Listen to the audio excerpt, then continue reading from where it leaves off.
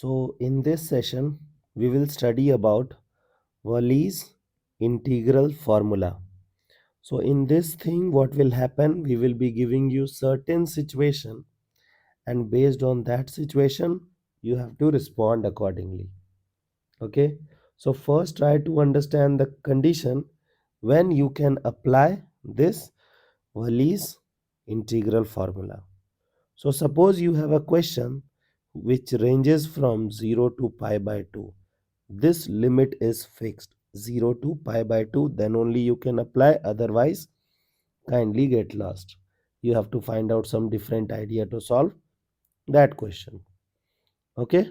Now the second point is you will be handling sine power mx into cos power nx dx. Now the second condition is that this m and n can be whole number. Okay, so this is the point. Now how will you be writing the answer? Just try to understand. So what you have to do is try to memorize this idea. From numerator you will be subtracting odds, from denominator you will be subtracting evens. Okay, so from numerator subtract odds, from denominator subtract evens. So your first number is m, so subtract odd, so m minus 1, then m minus 3, then m minus 5. You have to keep on doing this till the time you get either 1 or 2. So at 1 or at 2 you have to stop. You cannot go to 0. Okay. So done with m. Now do the same thing with n. So subtract odd, n minus 1, n minus 3, n minus 5, dot dot dot. You have to stop at 1 or 2. So this is your numerator. Now try to understand your denominator. Now the denominator is, in denominator you have to subtract even. Even from what? Even from the sum of powers. So you have m plus n minus 0, m plus n minus 2, m plus n minus 4. You will keep on doing this thing till the time you get 1 or 2. So you have to stop at either 1 or 2. And then you will be writing some extra point k over there. Now, who is this k? So k will be pi by 2.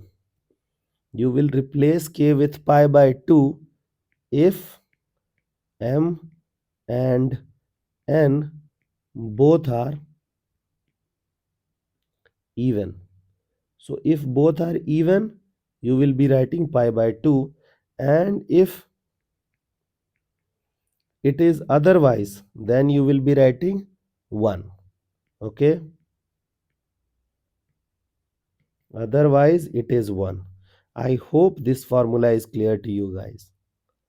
Okay, so let's apply the formula into some illustrations. So we have limit from 0 to, like, look at this, we have limit from 0 to pi by 2. Yes, first condition is true. Now you have sin x cos x. Yes, correct. The power is natural number. It is correct. Means whole number is also okay, but not fraction, not negative things. Okay. Now, how we will respond? Look at this. So the answer will be 6. First you have to subtract odds. So 6 minus 1, then 6 minus 3. 6 minus 3 is 3. Now 6 minus 5. So you got 1. So you have to stop here. At 1 or at 2 you have to stop. Now this is cos. So power is 4. So you have to subtract what? You have to subtract odds. So 4 minus 1, 3. 4 minus 3, that is you got as 1. So you have to stop here. Now you will be adding things. So you got your 10. Now subtract evens.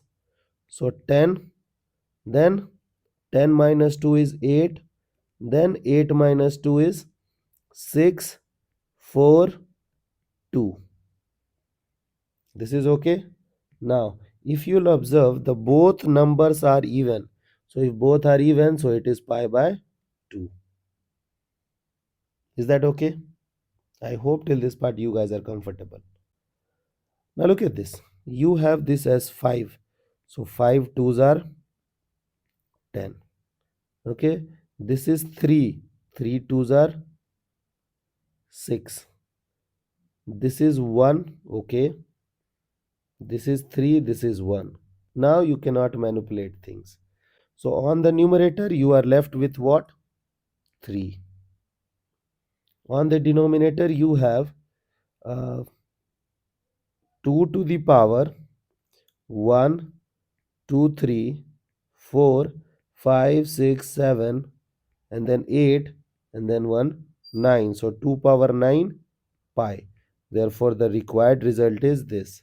So with that result only you can find out the final answer. Okay, no need to do the definite integration of the given question. I hope you got the idea, and whenever you guys will have similar situations, you can respond accordingly. Okay.